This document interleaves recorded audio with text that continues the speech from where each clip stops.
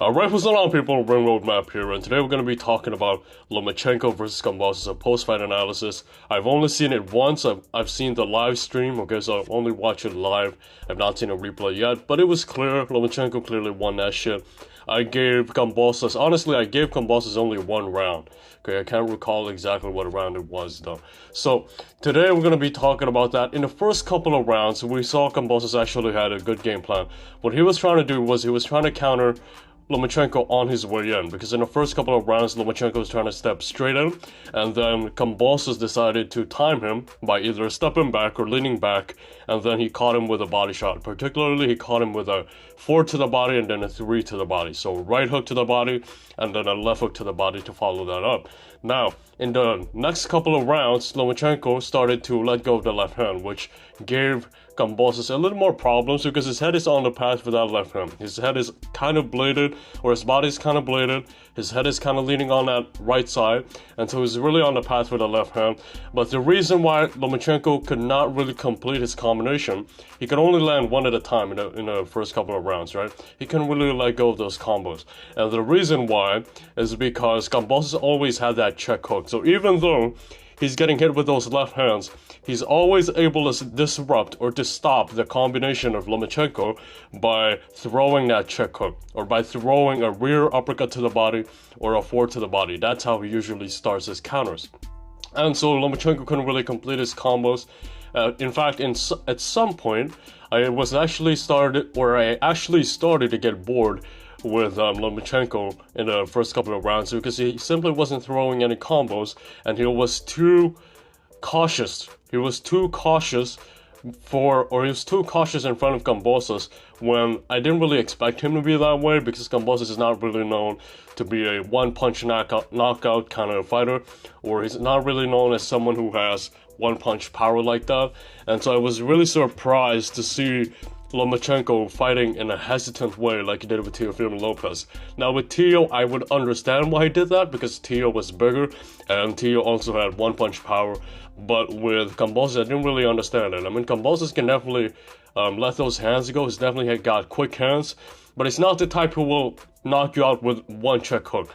So I was just a little underwhelmed with the amount of risks that Lomachenko took. He took too little risk in the early rounds, but then he made up for it.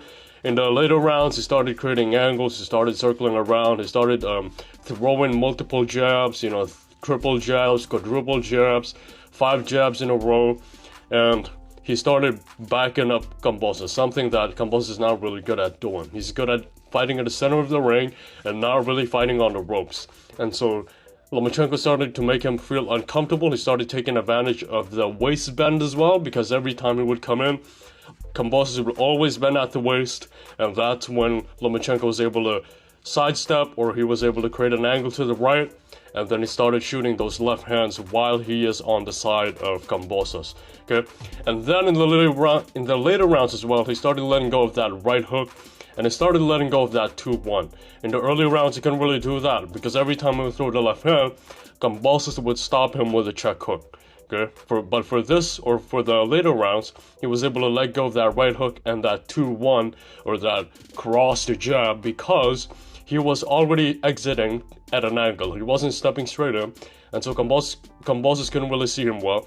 And I think Kambosos also had a cut on the right eye, which made his eyesight a little bit, or which made his right eye a little bit bruised, and I'm not sure whether or not he could really see clearly from that eye, but it clearly bothered him, right?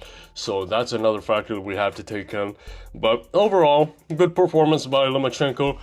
Is he showing some age? I'm not really sure, because he did have some points where he had great output, but he also had a lot of rounds that there were also a lot of rounds where he wasn't throwing that much. And now that could be two things. Number one, he could be scared, or he might have had a little too much respect for the counters of Kambosos, or number two, he might just have lost some speed, and that's a sign of him aging. Okay, so those are two things. I think it was just too cautious. I don't really think he declined in speed that much. For his next fight, I would definitely favor him to fight, or I would definitely recommend not recommend. I definitely prefer him to fight somebody around 130 to 135, right? Like the Shakur Stevensons, the Liam Wilsons, the Emmanuel Navarrete. I don't think he should fight Teofimo at 140 or Tank. Tank is gonna be too big for him, too heavy for him. And so, if he was younger, that would have been a great fight. But I don't think Tank versus Lomachenko makes a lot of sense now. I think he should fight Navarrete, Shakur Stevenson, and people in those weight classes. I don't think he should move up or risk fighting 140-pounders and then he'd be at a disadvantage once again. So that was it. I'll see you guys soon. That was it for this fight. Good performance by Loma. Is he still in his prime? I don't really see much decline in speed, like I said, but he became more cautious, right? If he had that much respect for the punch of Kambosos, imagine how he would look like against power punchers like Tank, right? It would probably be different. Probably fight a little more cautious against Tank. So, again, fight Shakur, fight Emmanuel Navarrete, anybody at the 130, right? Even Oscar Valdez. Don't fight Tank or Tio or even Josh Taylor. Josh Taylor would probably be too big for him. I wouldn't risk fighting at the 140-pound division, to be honest. So that was it. I'll see you guys soon. Peace out and subscribe if you're new.